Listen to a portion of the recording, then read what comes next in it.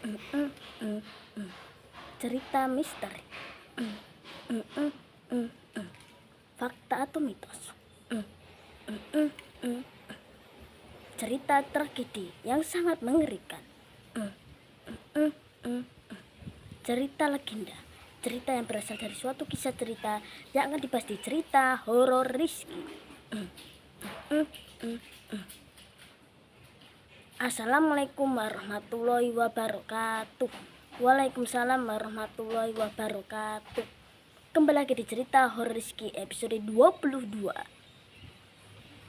Sebelum mulai jangan lupa kalian subscribe, like, komen, dan share ke teman-temannya supaya tak ketinggalan cerita horor Rizky episode berikutnya yang pastinya seru-seru dan menegangkan. Oke? Oke dong. Di cerita horor Rizky kali ini kita akan menceritakan tentang suasana rumah yang sangat mencekam, yaitu rumah berhantu. Langsung aja kita menuju ke videonya. Yang pertama, rumah berhantu. Kalian pernah kepikiran gak sih bagaimana rumah kalian tidak ditempati selama bertahun-tahun? Pastinya sangat mengerikan kan? Seperti rumah berhantu ini. Rumah berhantu adalah rumah yang sangat mengerikan dan sudah ditinggali dan tidak ditempati selama berpuluh-puluhan tahun. Nah, rumah berhantu ini konon katanya banyak penampakan seperti pocong, kuntilanak, wewe gombel, genderuwo, dan juga babi ngepet. Nah, rumah berhantu ini konon katanya ada yang menggunakan pesugihan. Nah, pesugihan itu sangat tidak baik dan tidak boleh dilakukan di Indonesia karena pesugihan itu sangat mencekam sekali. Oke, kita menuju ke cerita berikutnya. Yang kedua, jangan melanggar pantangan.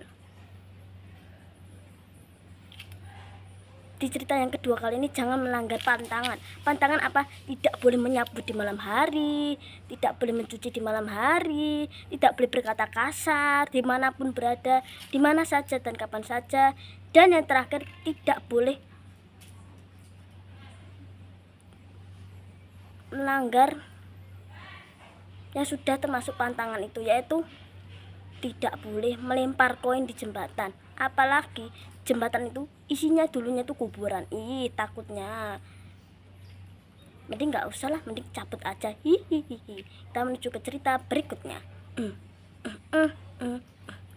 Yang ketiga, kamar mandi berhantu yang sudah tidak ditempati.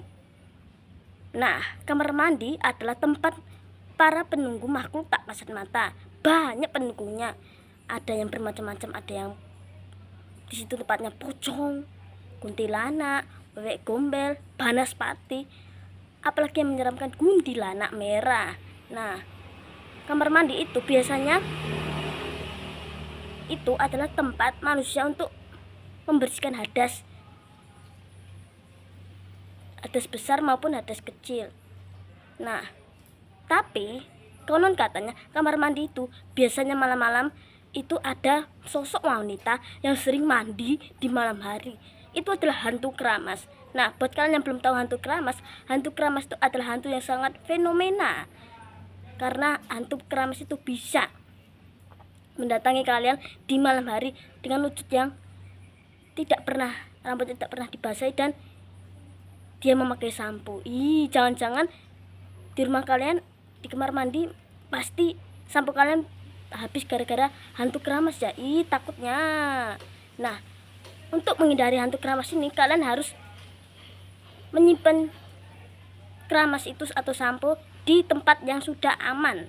Jangan sampai hantu keramas itu memakai sampo kalian sampai habis dong. Takutnya. Yang tidak mau samponya dihabisin, like dulu dong. Oke, makasih. Oke, kita menuju ke cerita yang terakhir, cerita yang keempat. Cerita yang keempat sangat menjengkelkan. Nah, hantu yang sangat menjengkelkan yaitu hantu ini loh. Nah, hantu tuyul atau hantu anak kecil. Nah, hantu anak kecil tuh sukanya mencuri uang di malam hari. Nah, konon katanya di Jawa itu ada anak kecil yang sudah meninggal itu selalu mencuri uang di malam hari, yaitu hantu tuyul. Nah, kalau di Malaysia kan ada hantu toyol, tapi di Indonesia ada hantu tuyul.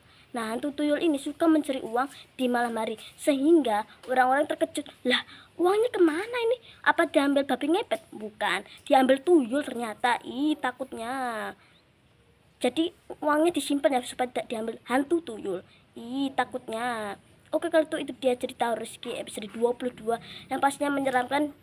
Pesan moralnya, tetap berhati-hati dan jaga uang kalian agar tidak diambil oleh makhluk tak kasar mata itu, si tuyul ini, hantu anak kecil. Ih, takutnya.